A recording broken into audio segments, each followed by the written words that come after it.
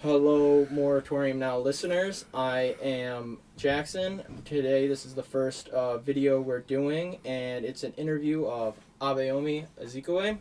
And so, we're going to basically talk about his story and how he got into radicalization and what he currently does, as well as his other involvements in political movements. I'm also accompanied by Comrade Maine. and Comrade Volgan. So, let's you want to have like a basic introduction of yourself? Well, Family? I've been active for many years, all of my adult life, and of course, being involved in this office is, of course, placing myself and others at the center of the struggle here in the city of Detroit. Excellent. So how would you describe how you became involved in radical politics? Well, I think being born in the southern United States and then seeing racism, in its raw form, and then, of course, coming to Detroit around the time of the 1967 rebellion. I was very young at the time, but it still had a profound impact on my consciousness. And Detroit at the time was a center of radical politics, black politics, left politics. So growing up in that type of atmosphere had a tremendous impact on my consciousness. Okay. Excellent. So when did you start to get involved with like Marxism from like the rebellion and all of these things and seeing all these things? What made you think Marxism, like that's what I need to head towards? A number of the organizations that were in existence in the late 60s and the 1970s, for example, the Black Panther Party, the League of Revolutionary Black Workers, they were Marxists, Leninists. They wanted to organize black people and also have alliances with revolutionary organizations outside the black community. So reading their publications, the Black Panther newspaper, the Inner City Voice, of course, radicalizes the mind. And, of course, at that time, these organizations was doing quite a bit in the communities, in the plants, in the schools, in the workplaces. Nice. Yeah. So from that and seeing that, how did Workers World at the time and then now CWL, but how did you find Workers World? And especially, I think Workers World was viewed as more of like a white organization to a degree and wasn't as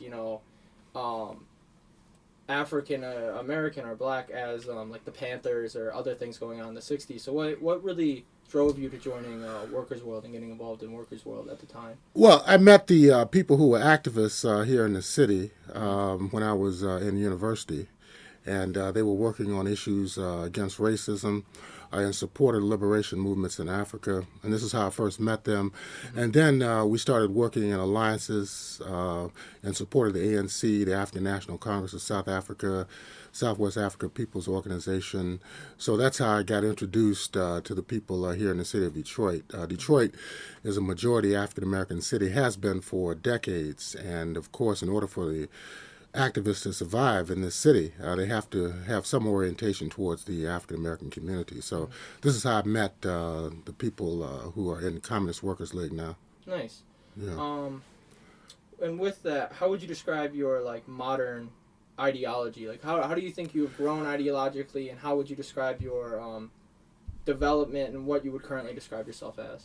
Yeah, I still subscribe to Marxism-Leninism as a methodology as well as an ideology.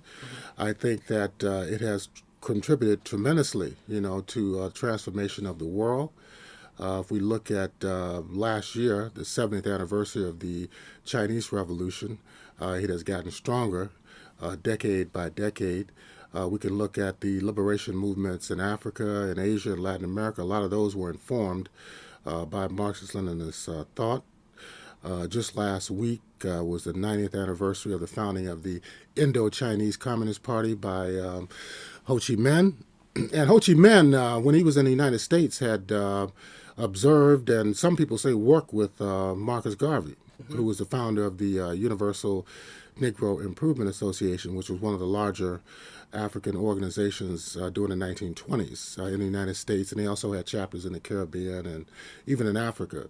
So if you look at people like Ho Chi Minh, Mao Zedong, Kim Il Sung, and in Africa, people like Kwame Nkrumah of Ghana, Sekou Touré of Guinea, Amilcar Cabral of Guinea-Bissau, the South African Communist Party, Zimbabwe African National Union. All these organizations were influenced by the writings of Marx and Lenin, and the successors to Marx and Lenin, being Mao Zedong and Ho Chi Minh, Kim Il Sung, and the others, Fidel Castro. Very interesting. Yeah, I think that you explained a very excellent perspective right there that a lot of people don't really hear. Not a lot of people really, especially in America, don't really get to hear this Pan-African perspective of how to view Marxist-Leninism. And I think even a lot of African Americans here don't really view it like Marxism and communism as something that can be a black ideology. One of my close friends, Terrence, who is a first-generation immigrant, his father was from Somalia, and he was like, "Oh, communism sounds white to me. I want to use the term like socialism because of Nkrumah and African socialism." So I think what you just said is extremely important for people to hear, because so many people don't know these people. They don't want to dig in deeper than just, Lenin and Stalin, and I think that's extremely important to say that. Yeah, I think if people read the actual documented history of these revolutionary movements, they'll find the similarities between, what Lenin was doing and Stalin and Trotsky, and even up to the modern period when the Soviet Union collapsed, had a lot of impact on Africa and Asia and Latin America. For example, the Soviet Union gave a lot of assistance to African countries from the inception of their independence. They were in favor of the independence of African countries. Soviet Union also supported Cuba heavily. So looking at this strengthened Cuba's ability to come back years later and support revolutions in Africa. So they're clearly historically connected. Something with that, I think, another thing that not a lot of people get a perspective on is Pan-African views in general. So I just wanted a quick view of, since you work with the Pan-African Newswire, how you think Pan-Africanism is critical to the modern Marxist struggle, and how you, in your own words, would describe what Pan-Africanism means to the international struggle. Well, in the modern sense, it means the total liberation, the total unity and unification of Africa under a socialist system. That's the only way in which African liberation and sovereignty can be ensured. You have to empower the majority of the people within society. Those are the workers, the farmers, the youth, the revolutionary intelligentsia. These are the people that are the cornerstone of any socialist society. So until these sectors and classes of society are organized, it's almost impossible to build socialism and consolidate socialism. We've seen that in Cuba, where they have survived 60 years of a U.S. blockade. Because they put the people at the center of their national ideology and development. So I think this is true. If it's true in Cuba, it's going to be true all over the world. Do you think that primary contradiction of imperialism has stopped a lot of African countries from, excelling, how they were deindustrialized first by the British, the French, the Portuguese, the Spanish, etc., and then now are being basically forced to deindustrialize or have minimal industrializations due to, once again, France and the United States especially? Do you think that currently the only real movements towards trying to stop this are national democratic ones against imperialism, or do you think there are genuine socialist movements, they're just being hindered by imperialism? Yeah, they're clearly being hindered. And it's not just in Africa, it's all over different parts of the world. The imperialists still control the terms of trade, the price of raw materials, the terms of trade between the imperialist countries and the so-called developing countries. So yeah, this is a major impediment for African countries and other countries throughout the world to build socialism. It's been an impediment even in countries where they've declared themselves socialists. For example, in Cuba, they've had to initiate reforms in order to survive economically and politically. Same is true in Venezuela. You look at the pressure that they've been under by U.S. imperialism, but they've been able to survive. But it does hamper and hinder and impede their capacity to build a genuine socialist society. And we saw what happened in Bolivia just a few months ago, where they were moving towards building a more prosperous, egalitarian society. But then the U.S. was able to corrupt elements within the military and the police, and the president, they pulled guns on him and told him he had to resign. Then he was forced into exile. And today, you have a right-wing government that's in power in Bolivia that's supported by the U.S. They came out clearly and said that they supported this reactionary move in Bolivia. Pompeo said that the Cubans should leave. When the Cuban doctors left, he said it was a good thing because they weren't there helping the Bolivian people. They were only there trying to prop up Evo Morales, which is absurd. I mean, so, yeah, they're constantly attacking, harassing, vilifying the socialist system. We saw Trump's speech last week. I don't know if you watched it or had the stomach to watch it. But anyway, he said, but he talked about, how dangerous communism and socialism is, and attacking Cuba, attacking Venezuela, and that's going to continue to happen. Yeah. With talking about all these like colonized and imperialized places around the world, I think we should bring, since this is Moratorium Now, bring the focus to Detroit. Yes. I know you use the verbiage to a degree that Detroit is a colony. Would you want to expand upon that? How Detroit is attacked by imperialism? Yeah, it's an internal colony from the standpoint that the majority of the population consists of oppressed people of African descent. And historically, they have been oppressed within U.S. society. And in the 1960s, 1970s, when you had a strong movement towards black empowerment in Detroit and other cities across the country, there was, of course, a response, a retaliation from the ruling class in U.S. society. And as a result of that, a lot of the capital fled the city, and the city was weakened economically. People began to leave the city. And still today, despite the fact that Detroit is a lot less populated, a lot less economically viable than it was 50 years ago, 40 years ago, even 30 years ago, Detroit is still being attacked. We can see it clearly. Its tax money is often captured to subsidize the prestige projects of the billionaires, such as Dan Gilbert and the Illich Holdings, the Penske Corporation, and so forth. So all these things are going on, and Detroit is subjected to this type of economic and political domination. Okay. I think that's a really good descriptor for a lot of people who might not know what's going on right now. Mm-hmm. And just for a little teaser of what we possibly do in the future of talking about the most recent shutdown of the city and bankruptcy and all of that, would you care to explain about how the bankruptcy was used to help gentrify and destroy the city in a kind of brief-ish way, so we can make another video about this in the future? Well, yeah, it was a clear expropriation of the wealth and political power of the working class, largely black population in the city. $5.5 billion in pension funds were literally stolen from the city of Detroit retirees. They saw this huge pot of money, and they said, yeah, they don't deserve it. We'll take it, and we'll recycle the funds to fund these projects that we see popping up now, particularly in downtown and in this area, in Midtown. Also, they took Belle Isle, which was a public park, one of the largest such facilities in the United States. It's controlled now by the state of Michigan, although technically the people in Detroit still own it.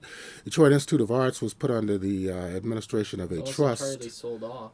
Yeah, under a trust. Theoretically, it still belongs to the city, but still, in the near future, we're not going to have the control over that we once had.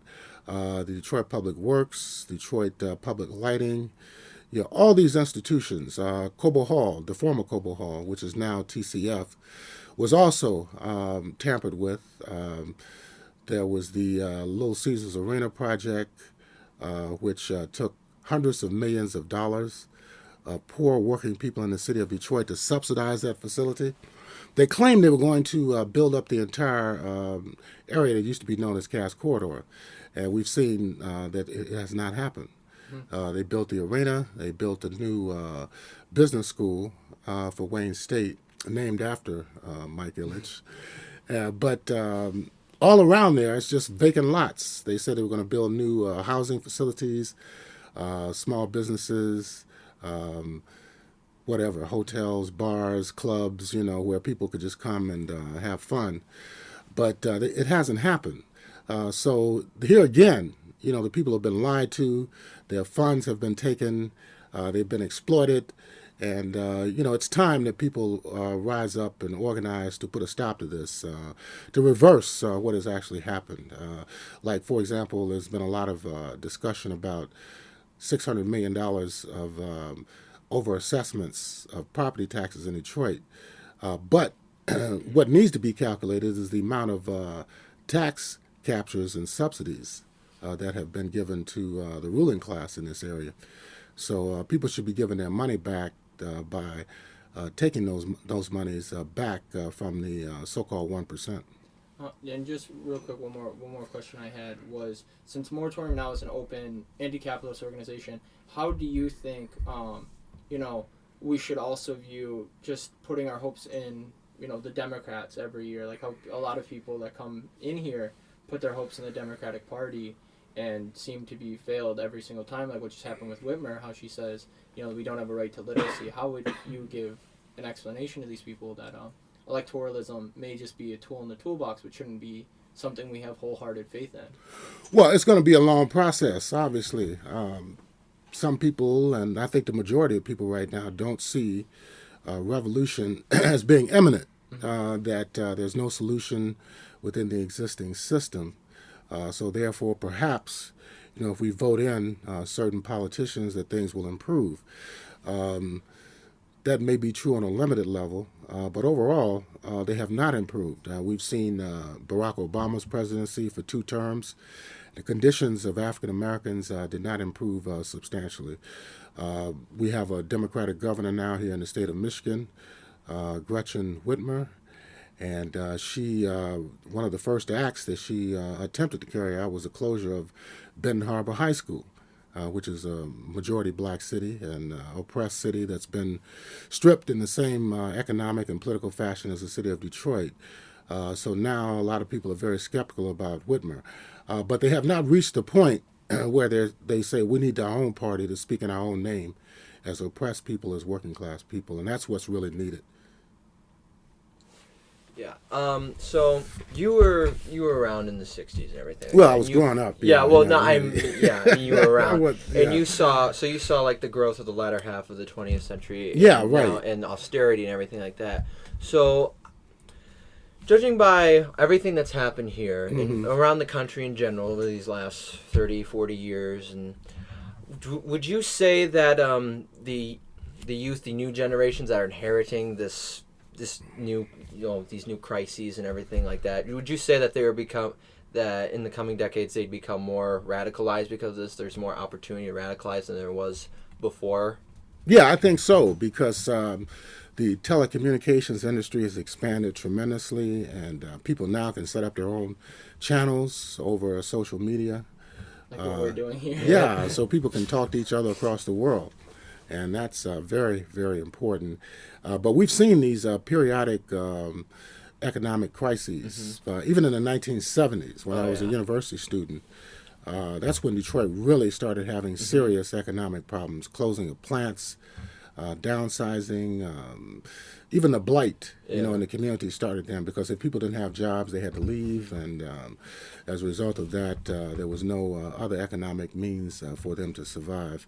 In the 80s, there were economic problems as well. So then we saw in 2008 the worst economic crisis since the Great Depression that drove out, through the predatory lending of the banks, 1/4 of the population of the city of Detroit left. About 237,000 people between 2000 and 2010. So this year is a census year. We want to see, what the status of the city is between 2010 and 2020. Really, really interested to find out what the population is and so forth. So Abayomi, I'd like to ask, given that we've been talking a good bit about Detroit and the problems that it faces and experiences, as well as your breadth of experience fighting racism, capitalism, imperialism, and so on, do you have any thoughts on the current state of the movement against capitalism, against racism, against colonialism and fascism and so forth in Detroit? Well, it definitely needs a lot more people, a lot better organization and mobilization of forces, and it's not an easy task because there are so many pressures that are being placed on working people on a daily basis. Also, the distractions that exist in everyday life as well. So if you're working 2-3 jobs, most people don't have a lot of time to read, to analyze, and also to come to meetings, to hone their organizing skills and so forth. And also there's this illusion, with this being an election year, that somehow if whoever's running for president, whether it's Joe Biden or Pete Buttigieg or Bernie Sanders or Elizabeth Warren or whoever, some people are still thinking that if we can get these people in the office, things will improve. The conditions under President Trump have been so hostile and antagonistic towards African Americans.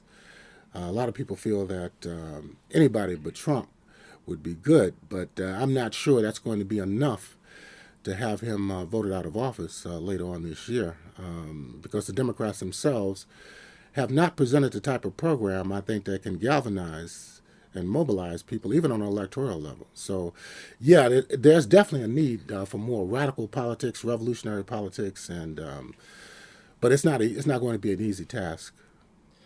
I just thought of something, and I said I was going to be done, but I just thought of one due to that is, do you think, due to the fact that there is no longer a real counterbalance to a degree to the United States, like there's this vague, or not vague, but the coalition of, or the axis of resistance, but it's nothing really compared to what the Soviet Union meant and giving separate ideological direction to people. Do you think the fact that there isn't like a different stream of consciousness or something like that is why we're seeing all these vague different ideas coming out right now of how to combat Trump and how to carry on organizing? Yeah, I think it's a perception that people have about the status of the revolutionary movement today. For example, People's Republic of China has approximately 1.3, 1.4 billion people. They're the second largest economy in the world. If you read their press and their literature, they do have an alternative view to the United States. They oppose the isolationism of the United States. They still say they're committed to building socialism in China. And they want equal cooperation between various nations. We look at Cuba, for example. They've set up a model of how to organize society and also how to do international solidarity, even though they're a poor country. Venezuela is another model. That's why they've attacked Bolivia so forcefully, because it represented a left turn in South America. So, yeah, I think there are models that are alternatives, but a lot of it has to do with the perception of people. If there's an alternative and people really don't perceive it as an alternative, or they may not even be aware it's an alternative. All the propaganda, for example, that's against China, that's against Russia, against Cuba, against Venezuela. Constant demonization. Yeah, it is. If you had watched the State of the Union address last week, praising Guaido and he was there. Yeah. And then when he was introduced, Nancy Pelosi stood up as well to cheer him. And this guy is a complete fraud. He doesn't represent anybody, in Venezuela. And but they try to make him look like he's the more legitimate political leader than Maduro. Well, he does represent the oil companies. Yeah, he represents them, but not the people. Not the people of Venezuela, no. Right, the so Bolivarian Republic, yeah. So I had 2 more questions to ask you. The first one is, I'm from in Michigan, which is rural, Yeah. predominantly rural, predominantly white too. Okay. And there's a lot of working class sentiment. People are very angry about how things have gone because rural areas have also been badly affected. But there's also a lot of reactionary elements, a lot of racism still. So how would you say, how would we bridge the gap? Bridge this artificial divide between these two different people over this common issue, because especially like nowadays, I mean, still with like, despite the fact that we should have advanced, there's still a lot of these people that are very reactionary. Well, I mean, I don't have a clear-cut solution to that question. We have to emphasize the commonality of the struggle of people, but a lot of people perceive their misfortune as somehow being a byproduct of perhaps immigration, favoring of African Americans or women or whoever. You know, I mean, so it's a lot of confusion ideologically out there. And what's interesting is that you see a lot of people in these communities that vote for Donald Trump. You know, at least that's the perception. Yeah. That they see him as being a better alternative than the Democrats. And I think maybe he tapped into their discontent, promising them that he's going to create jobs, reopen factories and mines and steel mills and so forth, which has not happened. No. Most of the jobs that have been created are low-wage employment jobs. Yeah. They're not the type of so-called good union jobs or professional jobs that people, in my generation or my parents' generation or grandparents had access to. A lot of those jobs are gone, and under capitalism, I don't see them really coming back. So, yeah, but it's here again a problem of perception. People see Trump as championing their interests, when in fact, if you look at it objectively, he's just supporting Wall Street and the Pentagon. Yeah. I mean, look at the tax breaks he's given to the multinational corporations. Look at the money he's given to the Pentagon. He has not withdrawn troops from Afghanistan, from Syria, from Iraq, South Korea. He claims he was going to do that, but he hasn't done it. So he's still beholden to the same interests that the Democrats are beholden to. So people have to realize that they need something independent of both the Democrats and the Republicans. That definitely is the major challenge that we face in this century. Yeah, I would agree with you on that because I think what happened last time is because Hillary Clinton was the Democrat nominee, and what a lot of these alienated people they saw was the same thing, and that wasn't helping the solution. Then comes this guy who despite he's very reactionary, very racist views, he made these promises, and he was definitely not an established figure like the mainstream media and everything. They did not like him. They didn't like what he was saying. They just didn't like that he was saying it out loud. Right. So I think what happened was that all these people, they saw an alternative, but it was not the correct alternative. Which exactly. And I think what we need to do is we need to capitalize on this and show them, no, someone like him, that is not an alternative. That's just a status quo.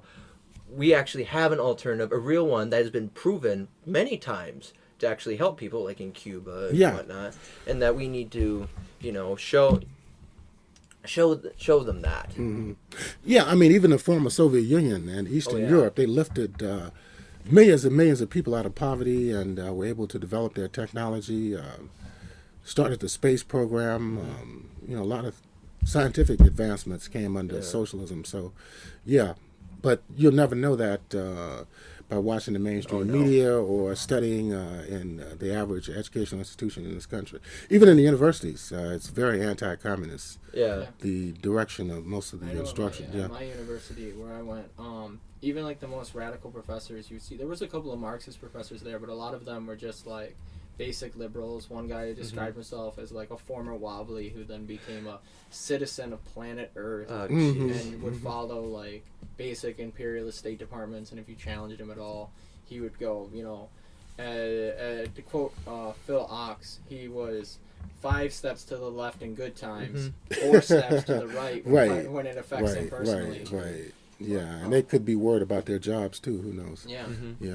So my last question for you is that so national electoralism obviously does not work, like presidency, Congress. Would you say though, however, that more local electoralism, like state legislator or city, because there is a state legislator, I believe in Virginia, named Lee Camp, who's Lee Carter. Lee Carter. Oh, Lee Camp's another guy. Lee Carter, who's a self-declared socialist. He said that I believe in collectivization means production. Do you think that that even not even in the hopes of winning, but the hopes of getting ourselves out there, that as anti-capitalists, that we should, as socialists and whatnot, that we should utilize local electoralism to actually start talking to the people, and at very least, spread our message? Most definitely, and I think this year, 2020, would be a good opportunity to do that. Yeah, and you could get out there, you could talk about capitalism, you can talk about the role of the banks, the transnational corporations, the Pentagon, the need to destroy racism, have just immigration policy. Most definitely, even on a national level, this could be done. Yeah. So both locally and nationally would be a great contribution to have independent candidates, left-wing candidates running. Even if they couldn't win, they could still reach millions of people. Do you have any final statements you want to make as we just reached 30 minutes? So I think, do you just have any final statements you want to make? Well, I think these are very important issues, and we need to be grappling with these issues as leftists in the United States at this time. We have a lot of work to do, but I'm still confident in the capacity of humanity to transform and also to transform the world. So, we have to just keep working at it. All right. Thank you so much. Okay, thank you. Thank you, everyone, for listening. I've been Jackson. Bulgan. Maine. Abayomi Azikiwe. Thank you so much.